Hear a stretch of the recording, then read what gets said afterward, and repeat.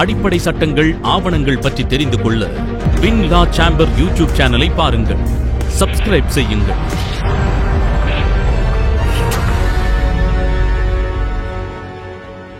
Bharatiya Nagarik Suraksha சங்கீதாவுடைய section 211 எதிரியின் விண்ணப்பத்தின் பேரில் மாற்றுதல்.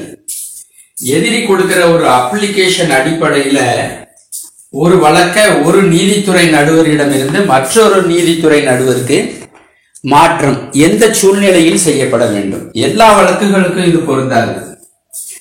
நீதித்துறை நடுவர் காக்னைசன்ஸ் எடுக்கும் போது 210 சட்டப்பிரிவு 210 கீழே காக்னைசன்ஸ் எடுக்கிறார்.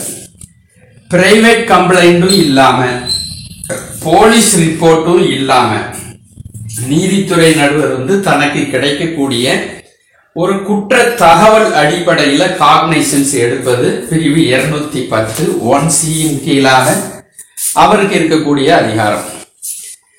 அப்படி நீதித்துறை நடுவருக்கு நேரடியாக கிடைத்த தகவலின் அடிப்படையில் ஒரு வழக்கு உருவாகுது. அந்த வழக்க அதே நீதித்துறை நடுவர்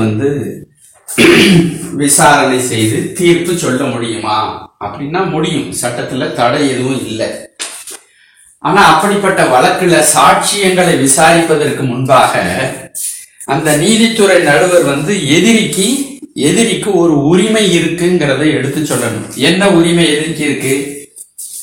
அதாவது இந்த தகவல் அடிப்படையில காக்னைசன்ஸ் எடுத்த அதே நீதித்துறை நடுவர் இந்த வழக்கை விசாரிக்காமல் வேறு ஒரு நீதித்துறை நடுவரால் இந்த வழக்கு விசாரணையை நடத்த முடியும். அப்ப வேறு ஒரு நீதித்துறை நடத்துவதற்கு சட்டப்படியாக அனுமதி உண்டு அப்படிங்கிறத எதிரிக்கு நீதித்துறை நடுவர் எடுத்து சொல்வதற்கு கடமைப்பட்டிருக்காரு. இது சாட்சியத்தை விசாரிக்கிறதுக்கு முன்னாடியே சொல்லணும். அதை கேட்டுக்கொண்ட எதிரி இந்த கோர்ட்ல நடக்கக்கூடாது, வேறு ஒரு நீதித்துறை நடுவர் இந்த வழக்கை விசாரிக்கணும் அப்படின்னு ஒரு விண்ணப்பம், ஒரு மனு தாக்கல் செய்கிறார் அப்படின்னு சொன்னா அந்த மனுவின் அடிப்படையில சீஃப் ஜுடிஷியல் மேஜிஸ்ட்ரேட் இந்த கேஸ வேற ஒரு அதே அதிகாரம் இருக்கக்கூடிய நீதித்துறை நடுவருக்கு வழக்கை மாற்றி அனுப்புவார். இப்படி டிரான்ஸ்பர் ஆகிறத மேடு ஓவர் அப்படின்னு நாம வழக்கத்துல சொல்றோம். இப்படி நீதித்துறை நடுவர் இந்த வழக்கை வேறு ஒரு நீதித்துறை நடுவருக்கு மாற்றி அனுப்பின பிறகு அந்த வழக்கை எந்த கோர்ட்டுக்கு கிடைக்குதோ அவங்க தொடர்ந்து சாட்சி விசாரணைய நடத்தி முடிச்சு தீர்ப்பு சொல்லுவாங்க. எதிரி அந்த நீதிமன்றத்துல ஆஜராகி தன்னுடைய எதிர்வாதத்தை முன்வைக்கணும். இதுதான் செக்ஷன் 211 சொல்லப்பட்டிருக்கக்கூடிய நாம புரிந்து கொள்ள வேண்டிய விஷயமா இருக்கு. அடுத்தால செக்ஷன் 212 212 இது என்ன சொல்லுது அப்படின்னா, செக்ஷன் 210 1C கீழ் காக்னைசன்ஸ் எடுத்த வழக்கை வேறு ஒரு ஜுடிஷியல் மேஜிஸ்ட்ரேட்டுக்கு மாற்றும் போது எந்த மாதிரியான நடவடிக்கை பின்பற்றப்படுகிறது? செக்ஷன் 212 வழக்குகளை நடுவர்களிடம் மாற்றி வைத்தல் அப்படிங்கிறது தலைப்பு. இப்ப இந்த CJM சீஃப் ஜுடிஷியல் மேஜிஸ்ட்ரேட் என்ன செய்யணும் அப்படின்னா, தன்னிடம் ஒரு மனு வருது. ஒரு நீதித்துறை நடுவர் 210 1C கீழே இன்ஃபர்மேஷன் அடிப்படையில வழக்கு ஒண்ணு உருவாகி இருக்குன்னு, அந்த வழக்கை பொறுத்து இந்த சீஃப் ஜுடிஷியல் மேஜிஸ்ட்ரேட் என்ன செய்யலாம் அப்படின்னா காக்னைசன்ஸ் அவர் எடுக்கலாம். காக்னைசன்ஸ் எடுத்து அந்த கேஸ வேற ஒரு ஜுடிஷியல் மேஜிஸ்ட்ரேட்டுக்கு மேட் ஓவர் பண்ணி கொடுக்கலாம். இப்ப இந்த 212 என்ன சொல்லப்படுதுன்னா, இந்த சீஃப் ஜுடிஷியல் மேஜிஸ்ட்ரேட் அந்த மாதிரி வழக்குகள்ல காக்னைசன்ஸ் எடுக்கலாம், எடுக்காமலும் இருக்கலாம். அப்படி காக்னைசன்ஸ் எடுக்காம அந்த வழக்க டிரான்ஸ்பர் மட்டும் பண்றாரு அப்படிங்கிற சூழ்நிலையில CJM காக்னைசன்ஸ் எடுக்கல, மேடு ஓவர் உத்தரவு மட்டும் போட்டிருக்கிறார். அப்படின்னா முதல்ல அந்த இன்ஃபர்மேஷன் அடிப்படையில காக்னைசன்ஸ் எடுத்ததே போதுமானது. அப்படி அந்த காக்னைசன்ஸ் எடுத்த நீதித்துறை நடுவர் வழக்கு கோப்புகளை மற்றொரு நீதித்துறை நடுவருக்கு அனுப்பி வைக்கணும் அப்படிங்கிறதா இந்த 212. இந்த 211 212 இந்த 2 சட்ட பிரிவுகளுமே 210 1C அடிப்படையில வரக்கூடிய சூழ்நிலைக்கு தொடர்புடையதா இருக்கு.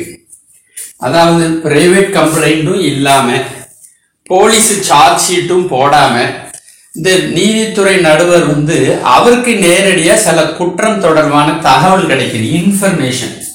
இங்க புகார் கிடையாது. அப்படி இன்ஃபர்மேஷன் வரும்போது அந்த கேஸை காக்னைசன்ஸ் எடுத்து அவரே நடத்தலாம் அல்லது வேறு ஒரு நீதித்துறை நடுவருக்கு மாற்றி விசாரணைக்காக அனுப்பலாம் அப்படிங்கறத இந்த 211 212. இது நம்ம வழக்கமா நடைமுறையில நீதிமன்றங்கள்ல பார்க்கிறது ரொம்ப அரிதான விஷயமா இருக்கும். இந்த மாதிரி வழக்குகளை நம்ம கம் அக்ராஸ் பண்ணியிருக்க மாட்டோம். ஆனா தேர்வுகளுக்கு தேவைங்கிறதுனால நம்ம இதை தெரிஞ்சு வச்சிருக்கணும்.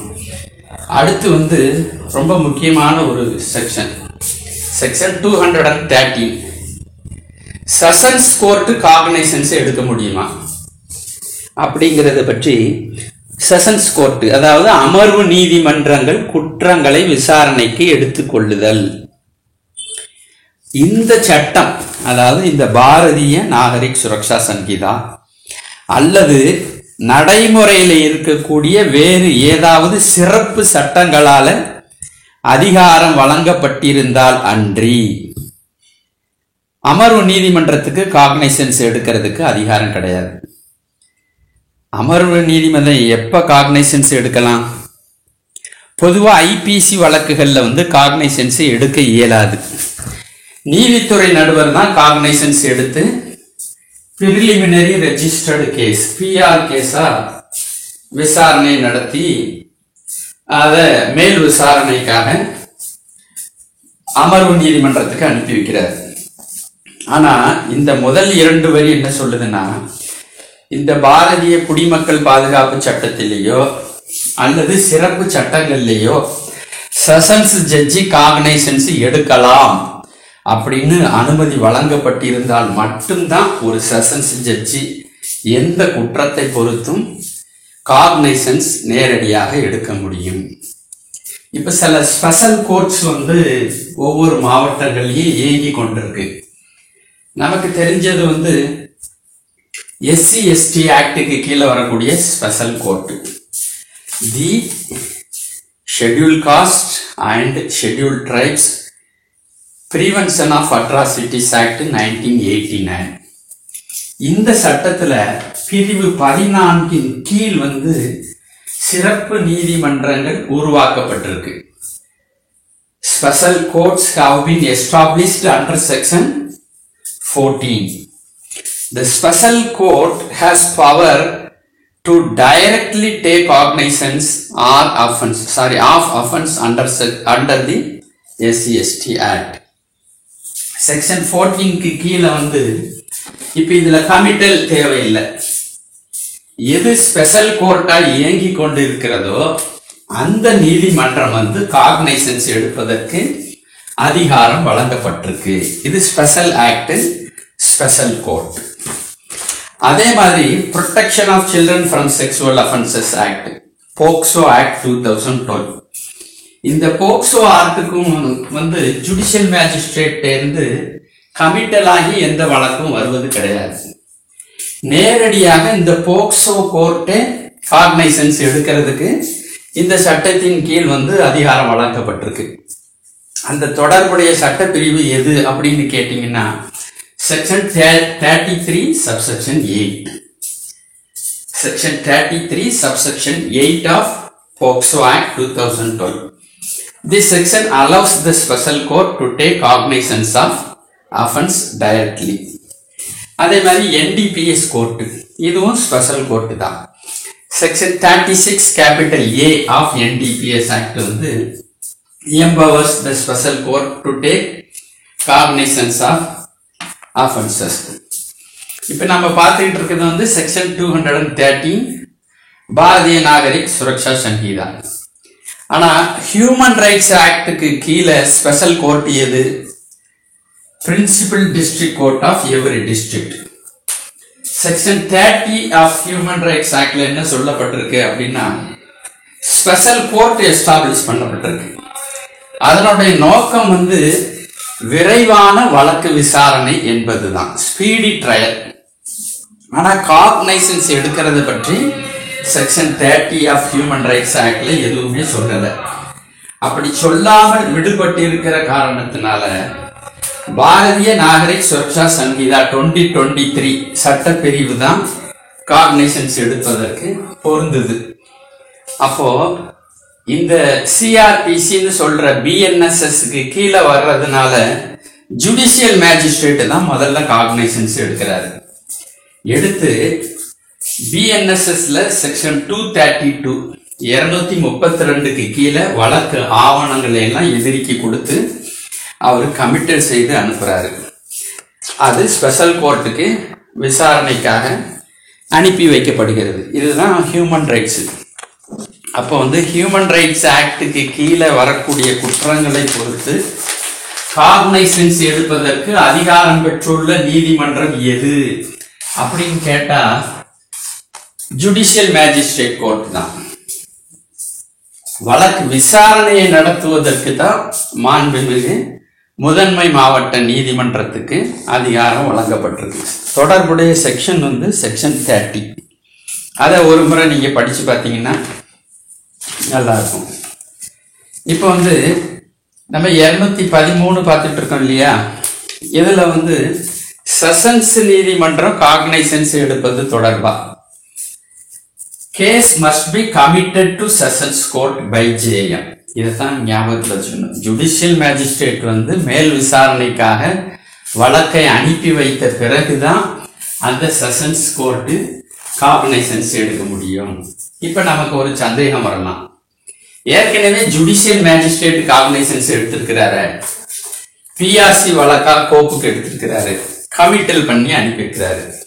இதுக்கு பிறகு திரும்ப மறுபடியும் அமர்வு நீதிமன்றம் வந்து காக்னைசன்ஸ் எடுக்க வேண்டிய அவசியம் இருக்கா அப்படின்னா,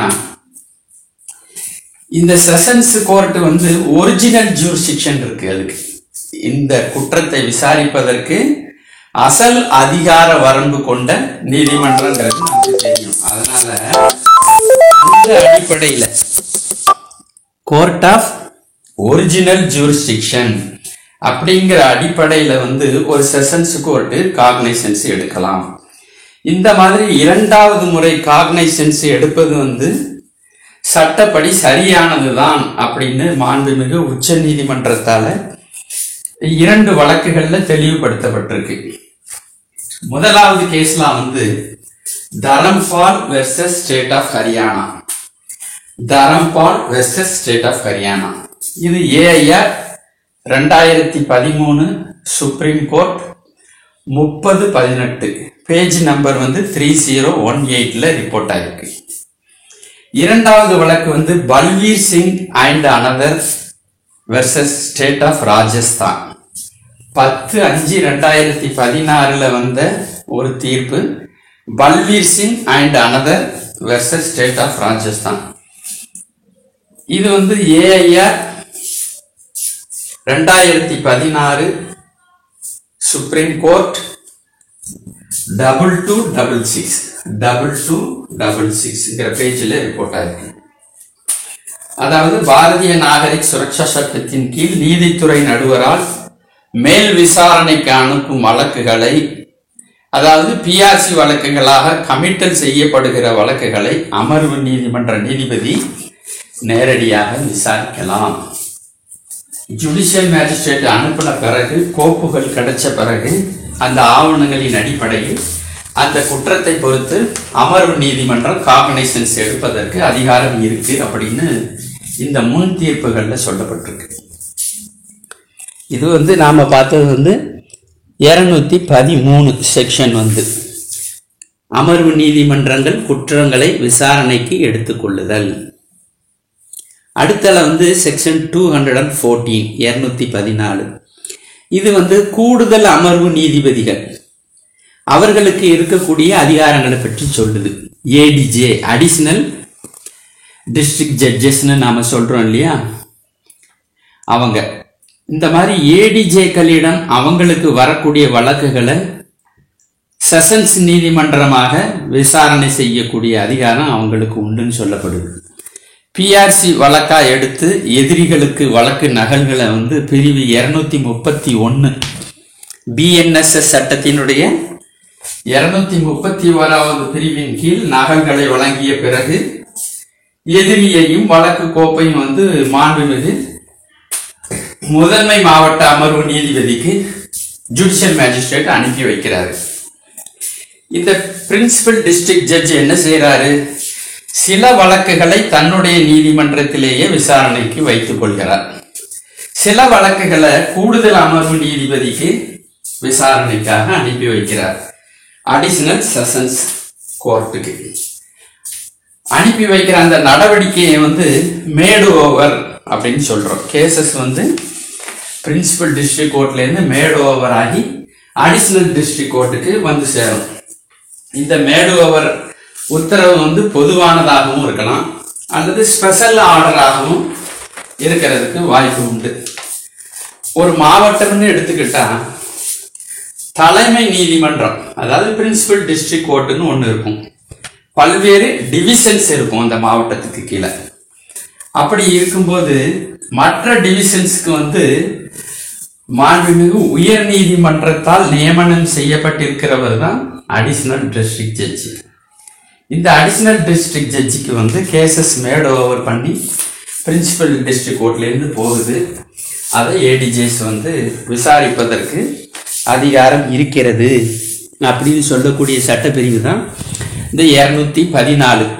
கூடுதல் அமர்வு நீதிபதி தமக்கு பிரின்சிபல் டிஸ்ட்ரிக்ட் கோர்ட்டில் இருந்து பொதுவான அல்லது சிறப்பு கட்டளை மூலமாக மாற்றி வைக்கக்கூடிய வழக்குகளை அல்லது உயர் நீதிமன்றம் சிறப்பு கட்டளை மூலமாக விசாரணை செய்யுமாறு தமக்கு உத்தரவிடும் வழக்குகளை விசாரணை செய்ய வேண்டும். இது செக்ஷன் 214. அடுத்தால வந்து செக்ஷன் 215 பொது ஊழியர்கள் சில குற்றங்களை பொறுத்து புகார் கொடுக்க தகுதியான நபர் யார் அப்படின்னு செக்ஷன் 215 216 சொல்லுது. யார் புகார் கொடுத்தா மட்டும் நீதிமன்றங்கள் வந்து காக்னைசன்ஸ் எடுக்கணும். சில நபர் வந்து புகார் கொடுக்கறதுக்கு தகுதியுடையவரா இருக்கிறாங்க. எல்லாரும் புகார் கொடுக்க முடியாது. சில வழக்குகளை பொறுத்த வரைக்கும் பொது ஊழியர்கள் அரசு ஊழியர்களுக்கு குறிப்பிடத்தகுந்த அதிகாரம் உண்டு. அவங்களுக்குன்னு சில பவர்ஸ் வந்து சட்டப்படி வழங்கப்பட்டிருக்கு. அந்த அதிகாரத்துக்கு வந்து அவமதிப்பு ஏற்படும் வகையில் யாராவது செயல்பட்டாங்கன்னா அந்த அலுவலகத்தை சார்ந்தவர் தான் புகார் கொடுக்கணும். இப்ப கோர்ட்ல விசாரணை நடக்கும்போது நீதிமன்ற அவமதிப்பு குற்றம் நடக்குது அப்படின்னா அந்த நீதிமன்றத்தில் இருக்கக்கூடிய ஒரு ஊழியர் கோர்ட் பெர்மிஷனை வாங்கி அவர் கம்ப்ளைண்ட் கொடுப்பாரு.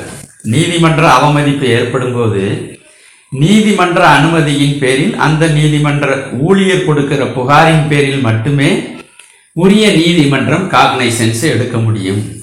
அப்ப கோர்ட்டுக்குள்ள நடக்கிற சம்பவத்துக்கு தனி நபர்கள் யாரும் புகார் கொடுக்க முடியாது. அந்த கோர்ட்டு ஸ்டாஃப்ஸ் தான் அந்த நீதிபதியோட அனுமதியின் பேர்ல புகார் வந்து கொடுக்க முடியும்.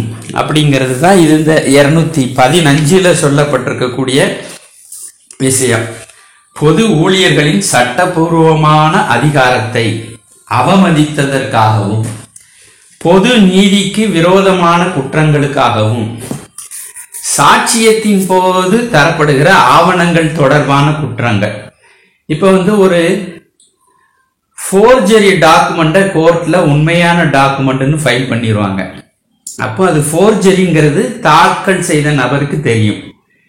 அது நீதிமன்ற விசாரணையில உண்மை அப்படின்னு சொல்லி உண்மையான டாக்குமெண்ட்னு ஃபைல் பண்ணிடுறாங்க.